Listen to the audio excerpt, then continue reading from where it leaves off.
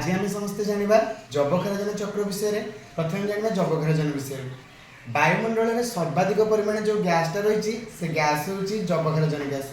जबक्षारजन gas वायुमंडल में 78% रही माने सर्वाधिक परिमाण में वायुमंडल में जो गैसटा रही है जबक्षारजन गैस।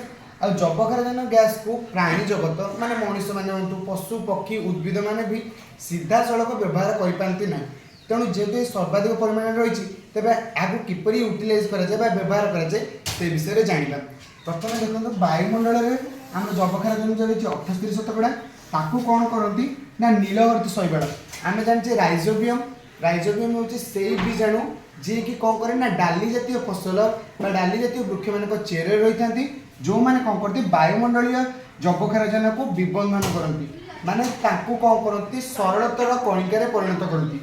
तेणु नीलवर्ती शैवाल बीजाणु द्वारा प्रथम कौन हम ना जबक्षारजन विबंधन हम तापर से जबक्षारजन कौन परिणत हम ना जबक्षारजन यौगिक पदार्थ से परिणत करेंगे माने सरलतर पदार्थ परिणत करेंगे। तापर कौन हम उद्भिद माने एम सरलतर कर सारापर मटी मिसईदे।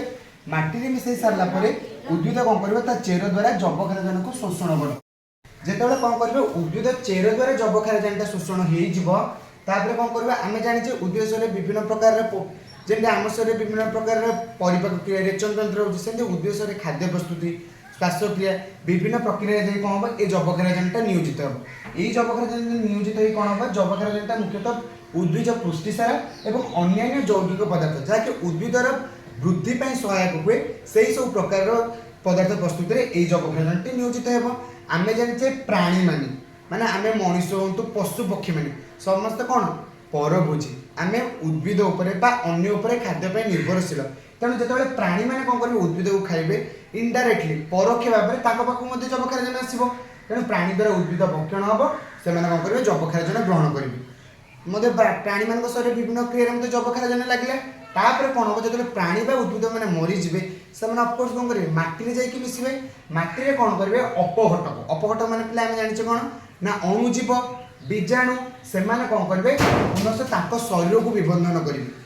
शरीर को विबंधन कले कौन हम ना शरीर को विबंधन करके मटी मिसईबे मटी मिसई किसी परिमाण जबक्षारजन कौन हम ना विबंधित हम से जबक्षारजन किसी परिमाण कौन कर सीधा सड़क वायुमंडल को निर्गमन होगी पुनश्च वायुमंडलीय जबक्षारजन में पहुँची। तेणु वायुमंडल जी परिमाण जबक्षारजन नीलवर्ती शैवाल प्रथम विबंधन कर पुनः वायुमंडल फेरी आसला। तेणु यही प्रक्रिया चक्राकार गति में कौन हो वायुमंडल में बुली चली। तेणु यह कहुए जबक्षारजन चक्र। आउ किसी परिमाण जबक्षारजन कौन हुए सीधा सड़क मटी मिसे जोटा को नीलवर्ती शैवाल ग्रहण करके चेर जमी यूटिलाइज कर व्यवहार कर से पठे पारे। यह हूँ संपूर्ण जबक्षारजन चक्र। यह जब चक्राकार गति कहते जबक्षारजन चक्र।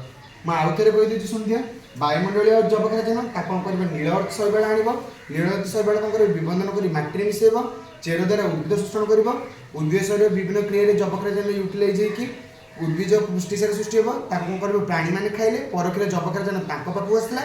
तापर कौन हम प्राणी मैंने मलापर अपघटक कौन कर शरीर को विबंधन करके जबक्षारजन किसी परिमाण वायुमंडल को छाड़ पुणी वायुमंडल जबक्षारजन परिमाण अपरिवर्तित रहा हूँ जबक्षारजन चक्र। जय जगन्नाथ।